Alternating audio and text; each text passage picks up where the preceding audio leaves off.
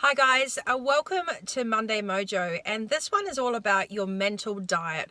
I guess I want to give a bit of a shout out actually to the guys at Pacific Motor Group on Maroochydore, because I'm always doing my videos in my car. For some reason I get the most inspiration when I'm driving around in my little disco sport, so thanks Lunas and team, I really appreciate it. Today's message is really important, and it speaks to a lot of people that I'm working with at the moment, but also it comes from resonating with my own experiences on really choosing your thoughts. So what's your mental diet going to be? The higher you rise, the more you become the full potential of what yourself is, whatever that is, and it's a constant journey. You'll find that there will be a lot of limiting beliefs that you may put onto yourself, but also I guess a lot of reactions from other people around you, and you might make yourself feel like you're going things alone, or you are actually a fish out of water, or a black sheep, or whatever you want to call it.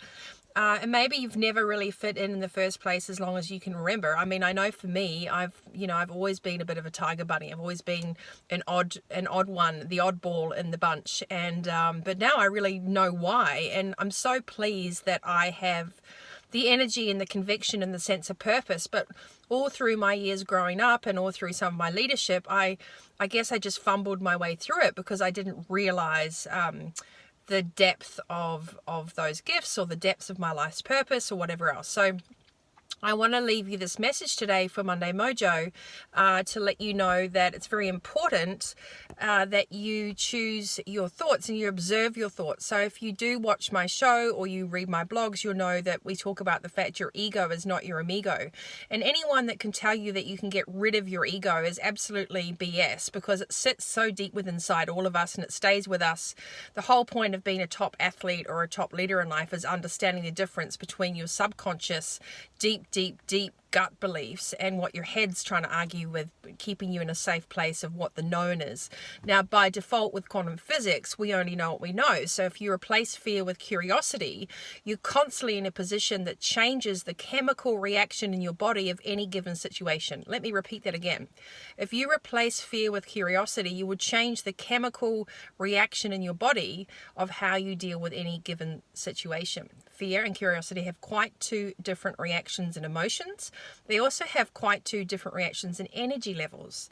Very important when you are going to be leading with vision, with clarity, with conviction. And if you're anything like me, you do a million and one things. I want you to not apologize for that, because chances are you have a lot of energy that most people don't possess. You also have a lot of emotional and intellectual space to think, do, say, and be things in a multitude of platforms. So if that is you while you're listening to this, please don't judge yourself for it. In fact, embrace and just make sure that you keep grounded in the application of all those things, which is why winning weeks is so important, to master the art of having lots of ideas and keeping focused. So today, on the point of keeping focused for today's Monday Mojo, I've decided that I wanted to share with you 3 tips that I use when I feel that I'm getting pulled off track, or something derails me, or perhaps blindsides me, and I notice that I'm losing clarity and calm because I'm getting caught up in something that's just, exhaustion or not real, or someone else's energy. So the first thing is, if you are experiencing something that makes you stop and you get a panic, remember that's your first reaction. It doesn't have to be the final reaction. First reaction, not your final reaction. So it could be that it triggers fear, like, oh shit, what will they think? Or what is that email? Or, very interesting. So observe your first thought, then choose the second thought.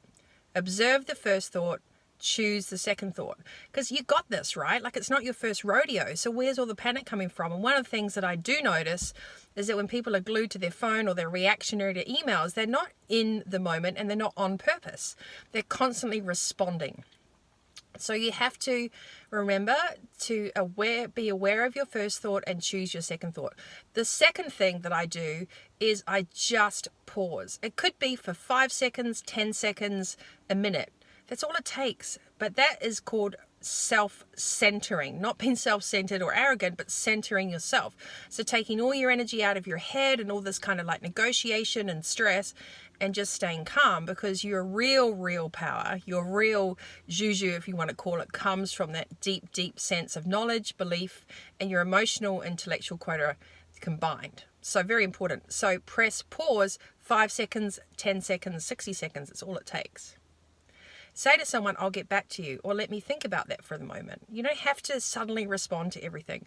And the third thing is you have to trust yourself. I think with today's environment and everything going around, and there's so many opinions and validations and requirements and signatures and stakeholders, blah, blah, blah, wherever that may sit in your professional or your personal life, you are in this for a reason. It is your life. You're in the driver's seat. You have to back yourself. So constantly understand that you are also evolving. Your physical and intellectual capabilities are evolving, but so are your spiritual and your emotional capabilities, because it takes that quadrant for everything to work. And it's something I'm writing about now, is that we have to be a kaleidoscope of all those things. If we're just heavy-handed in one area, we're missing an opportunity to tap into intuition, growth, ideas, vision, creativity, and energy that we need to actually lead well in life. So those three things. Remember, aware of your first thought, choosing your second thought. Pressing pause, whatever that is, 5 seconds to 60 seconds, and then backing yourself. So all these things I talk about for on and on and on and on and on, like a broken record. But why? Because they really work. And so if you followed me at all, or if you're in my workshops last week, or if you knew that I was getting on a plane, I got home at midnight and I left at 2. Yes, it sounds crazy, but I know myself, I know my schedule, I know my purpose, and I also know when I put my phone down over the weekend, I walk Roxy, I get out in nature, I tend to my plants, I put out the washing, I do things that allow me to switch off and to rejuvenate. So as long as you can integrate all the things that are your vital ingredients, you will find that you will tap into unlimited energy in a sustainable format. So remember, mental diet. Your first thought you can't control, but your second thought you can. So choose your thoughts wisely. What we think about expands. If you want tips on this, please come subscribe, like onto YouTube, Vitality Coach TV. Email me, Nikki at thevitalitycoach.com.au. Hit me up on Instagram at Fogden-Moore. How can I help you? I really care. I really want to know.